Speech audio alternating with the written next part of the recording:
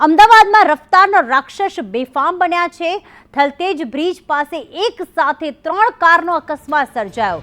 તેજ ગતિથી કાર ચલાવી અન્ય 2 કારને અડફેટે લીધી। અકસ્માત બાદ કાર ચાલક યુવતીની દાદાગીરી પણ સામે આવી। અકસ્માતને લઈને યુવતીના ઉડાવ જવાબ। લાયસન્સ વગર નીકળતા નબીરાઓ બેફામ બન્યા છે। બેફામ કાર ચાલકોને પોલીસનો કોઈ ડર નથી। અકસ્માત તો સર્જાયો, ત્યારબાદ યુવતીએ દાદાગીરી પણ કરી હતી।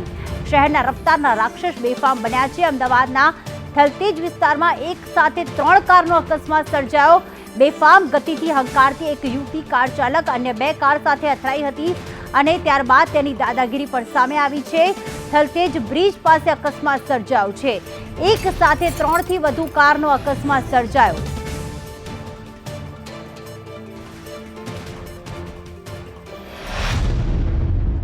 रफ्तारना कारणे लोगों ने अकस्मात થઈ રહ્યા છે। જ્યારે હમણાં વાત કરીએ, બોલો वेट क्या हुआ?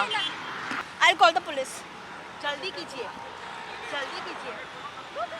રફતારના રાક્ષસ અટકવાનું નામ નથી લેતા અને જ્યારે સંદેશ ન્યૂઝની ટીમ જ્યાં કવરેજ કરવા પહોંચી છે ત્યાં લોકો કવરેજ કરવા માટે પણ મનાઈ ફરમાવતા નજરે છે તે પડે છે। રફતારના રાક્ષસોની કહેર હંમેશા યથાવત રહ્યું છે, ત્યારે અમદાવાદમાં પણ આ જ પ્રકારે યંગસ્ટર્સ દ્વારા જે અકસ્માત કરવામાં આવ્યો હતો, બેદરકારી હંમેશા વારંવાર અકસ્માત કરનારની જોવા મળતી હોય છે। ત્યારે વહેલી સવારે અમદાવાદના સોલા બ્રિજ પાસે જે અકસ્માત થયો હતો, એક સાથે ધડાકાભેર એક સાથે લાઇનમાં અનેક કાર ટકરાઈ હતી। વડીલ, શું કહેશો, કેટલા વાગ્યાની આસપાસની ઘટના છે? સદનસીબે કોઈ જાનહાનિ અટકી છે, પરંતુ શહેરમાં બેફામ ડ્રાઇવિંગ કરતા લોકો નજરે પડે છે। સદનસીબે લોકો બચી બી જાય છે।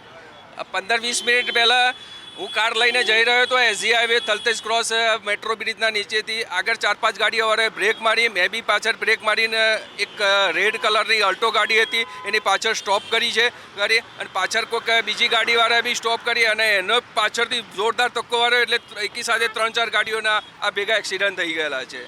એટલે વારંવાર જે અકસ્માતની શહેરમાં ઘટનાઓ સતત વધતી હોય છે, જ્યારે બેફામ ડ્રાઇવિંગ કરતા લોકો નથી અટકતા, ત્યાં આવા પ્રકારનું વર્તન કરતા પણ નબીરાઓ સામે આવતા હોય છે। કેમેરામેન ચેતન પરમાર સાથે દિવ્યા ચૌહાણ, સંદેશ ન્યૂઝ, અમદાવાદ।